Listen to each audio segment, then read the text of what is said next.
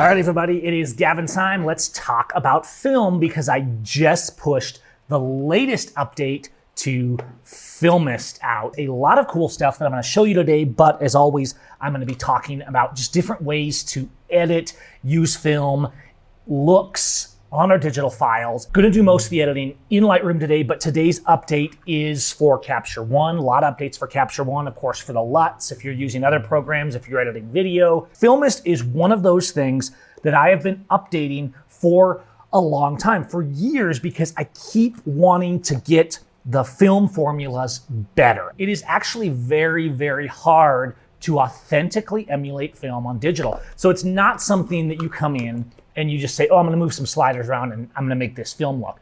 I spent hours and hours and hours and days, and then I come back a month later. I do more updates on Filmist and push them out for free than any other product I make, not because products like Streetist or Silver or Lumist Actions aren't good and really important editing tools. It's that Filmist has this level of refinement that I can always push harder. And one of the things I should mention is I've been updating the Filmist page. There's kind of the introductory video. And now I've put these tabs in here so that there's an introductory video. There's the latest training video for kind of the 101 on how to use Filmist. But then I have this other tab thanks to your guys' request, and you're gonna start seeing this more around the site where it's version info and resources. You can sign in and download the latest version. You can watch videos, things like that, install the latest version, and delete the old versions. You don't wanna leave them both, especially in Lightroom. It's quirky about that. So there's some really cool updates in the ChemKit mods, especially this new film pull print push. And I'm gonna show you how that works in a minute. Also, I've done some refinements to the People AI Filmic Masker. This is a one-click AI portrait tool. You use these all day long if you use my Elegance presets. It's a complete pack of those AI and mask tools in Lightroom. But this is included in Filmist, so you kind of have just a quick go-to focused on maintaining that filmic look. Not that you shouldn't use Elegance presets alongside Filmist if you use my Elegance Speed Mask. Updates on various films. There's some updates to the Provia. Velvias have been substantially refined, both the Velvia 50 and the Velvia 100, and the Portra 160 push. Pushing is an interesting thing when you're talking about film. If you take a box of Portra 400 like this, okay, you're shooting at 400.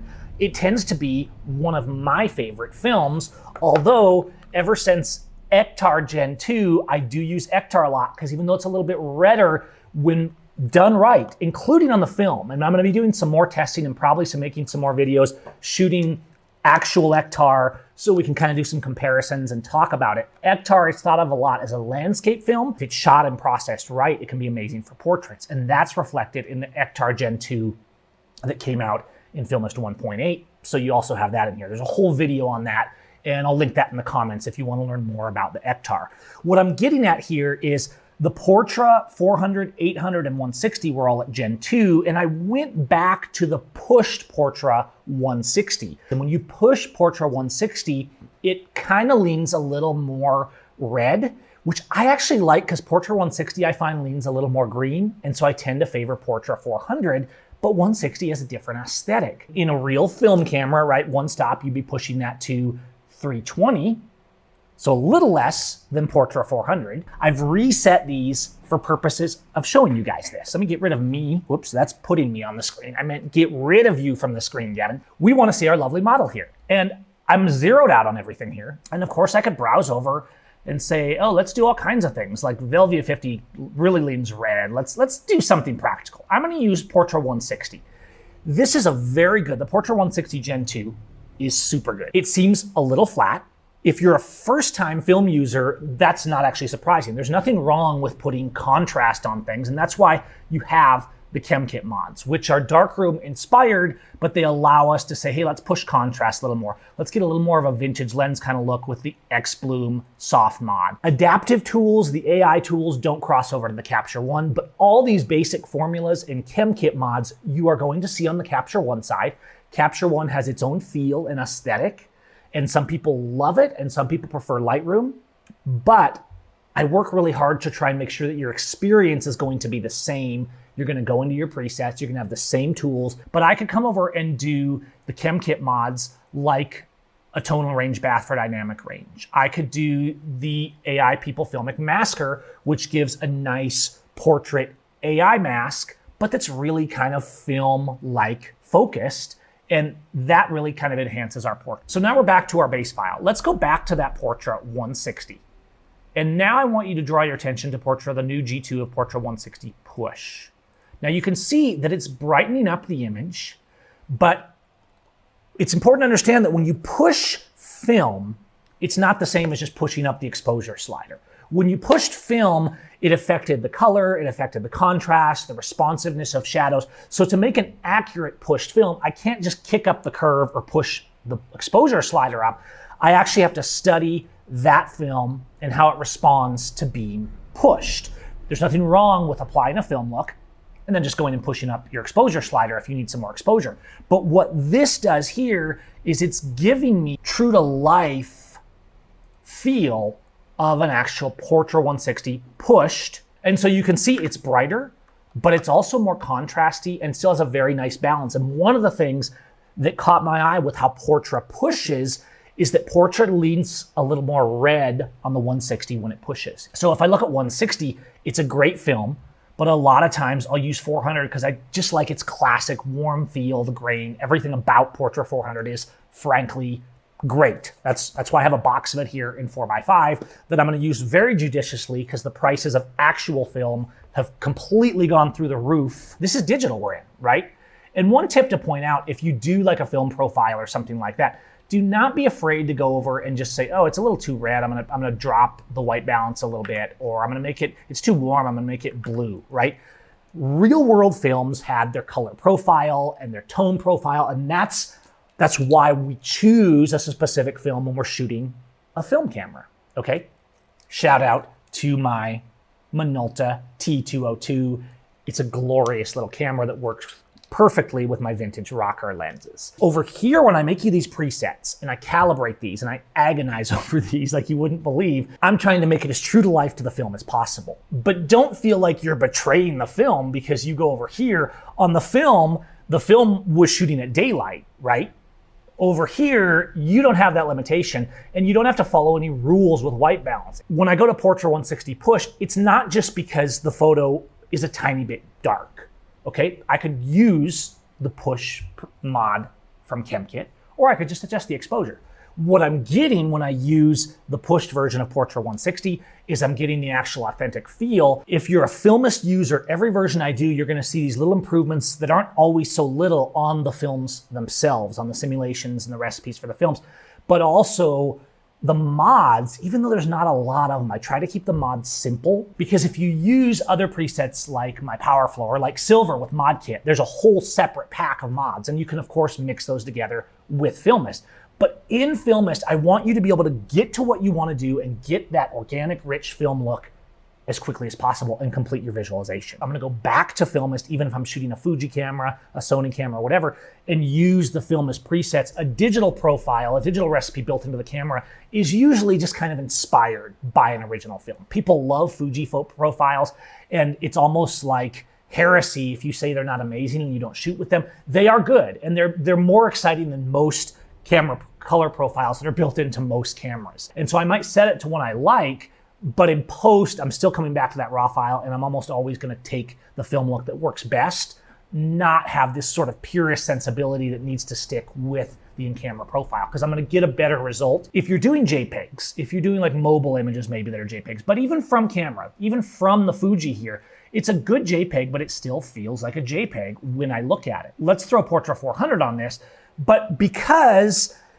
presets are generally designed to be able to use all the information of a raw file and deal with that contrast, there's nothing wrong with applying a preset to a JPEG to a mobile file. You've got this baked in JPEG profile that you can't change. So when you add a preset to it, it's a little bit like adding two presets. But sometimes you can start pushing too much in contrast and things like that. Now, what I can do here is this updated version of the contrast puller/mobile mod.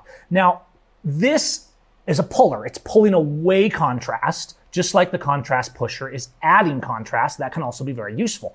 What I want to note here is that for these JPEG and mobile kind of images, yes, I do make a mobile editing pack specifically for the things that mobile photos throw at us, But this is a very versatile little tool because the contrast puller pulls back that contrast, and so it's not overdoing it anymore. Don't forget, especially in Lightroom, to use the sliders. I'm designing all my presets more and more to be very adaptable and quickly to be used, and you can turn them up and down. I normally don't go all the way up to 200, but I'll frequently go to like 150 or maybe down to 50 to turn it up and down and dial it. So in this case, since it's a contrast puller preset, the more I push the slider up, the more I'm actually taking away intensity on that contrast. The beauty of this is I had this JPEG that looked a little bit baked in, and I applied a Portra 400 to this JPEG and then just balanced it out a little bit with the mod and ChemKit. And now I have a more organic looking feel. The grain feels better, like everything feels better. And if I glanced at it, I wouldn't be like, oh, I shot that on JPEG, didn't I? Why didn't I shoot that on RAW? Because it brings me that consistent feel. Consistency is important. If you're doing a wedding, maybe you had one camera that was a Fuji and one that was a Sony, and then somebody else had some really good things that they shot in JPEG or on a mobile, and you want to use those, but you don't want them to look like they don't belong. These kind of mod tools can really help because now you're using the same general approach and profile on everything. Provia 400 has been improved, so it's a really nice profile here, and also Velvia 50 and 100. This is a portrait taken in natural light, and you can see my specular lights are a little bit strong here. Now you might say I'm overexposed, but if I turn down, then it kind of starts getting darker over here. And I'm gonna show you a really cool tool I made. I could do like a classic neg, a classic chrome like, a Natura. I'm gonna use an Ektar 100 G2. It just looks good on this, okay? And it's lifting this up, and you can see here though, I can turn the exposure down a little, or I could use the mods over here. This is a cool new tool called Film Pull Print Push. This is one of these new presets, kind of like my F curve that's in ModKit from Silver. Behind the scenes is manually coding in these kind of presets, in both the Lightroom preset and the Capture One style. What this is letting me do is cool little magical things like this, pulling the exposure back. Let's look. It pulled the exposure to 0.7. It's leaving all our Ektar color and beauty alone. All the settings for that are being left alone. This is a tone mod. Look what it's done to the curve. Let me undo it, okay? And redo it. It's pushing that curve way up. Now you might be saying, that's dumb. Why pull back the exposure only to push the baseline of your curve up so that you're lifting exposure? The reason is that I'm pulling back exposure and getting information that I want into this and then balancing that out. If I just move the exposure slider in Lightroom, I'm only getting Lightroom's algorithm, right? Using the exposure slider and combining that with the curve, this is applying kind of this lift, but also using the principles of the F curve to really give these filmic-like highlights. It's not touching my parametric curve, and it's not touching my colors. So the reason I manually code these kind of presets, and the magic here is by manually coding this, it's only affecting the point curve. So I can really kind of control everything that's going on, and you can of course modify it after to do your own thing, but it puts this great curve in place, but it's leaving the color curves, it's leaving the sliders of the curve panel, and it's only affecting the part of the curve that I want. The overall scene, because of the way it's pulling and lifting, and now I can play with the exposure a little more and say, okay, let's push it down a little more, let's pull it up a little more. On certain images, you might do this and say, you know what, this is still not great. It's too little contrast. You could then combine this and say, okay, I like what it's doing overall with the tonality, but it's still not got quite enough contrast. Now I could come in and do the contrast pusher mod, but not before I have total control over this. Remember, I can use the slider, the film pull, print push. I can make it go high or I can make it go low. And what you do is you get to play with the manipulation of all these different settings and changing of this curve in relation to this exposure in real time. At the end of the day, when you use my film presets, just use them. Don't fret about it. Watch these videos, play around with the settings, put a film preset on it. Then go up to the mods and play around, and don't be afraid to adjust the sliders. If you're using Capture One, you can turn them up and down, or you can double them up by adding them to layers is another way you can do it. Even though Capture One doesn't have quite the elegance of the opacity increase and decrease slider that dynamically adjusts all the sliders, you can still kind of stack and mix effects in Capture One or turn down their opacity by putting the effect on a layer, although there are some limitations to that in Capture One that we don't have to deal with in Lightroom. I can come through and just browse, and I can use some of the more intense. I can use something more vintage, like an Agfaflex 45, which represents one of the really early color films. I've always loved this. You could do something a little more modern, like the Agfaflex RXX, which actually also has been updated to be more accurate in version 1.9. Or you got your classics like Classic Chrome Light, Classic Neg Light, Natura, Velvia, Ektar, Portra. Thank you to all of you, really, who use Filmist, who buy my Filmist pack. It lets us keep pushing. These are the kind of recipes and formulas that require years of study, tons of tinkering, and a lot of refinement to get right. And that's why once I get them right, I come back to them again and again and again. They represent what I get when I go out and I use the real film. And I could actually shoot the real film and shoot digital beside it and process them in the same way and have consistency in my look. That's really cool that we can merge the old and the new. A box of Ektar is like $20, $25 now. Okay, I can't just go shoot everything with that. And I doubt you can either.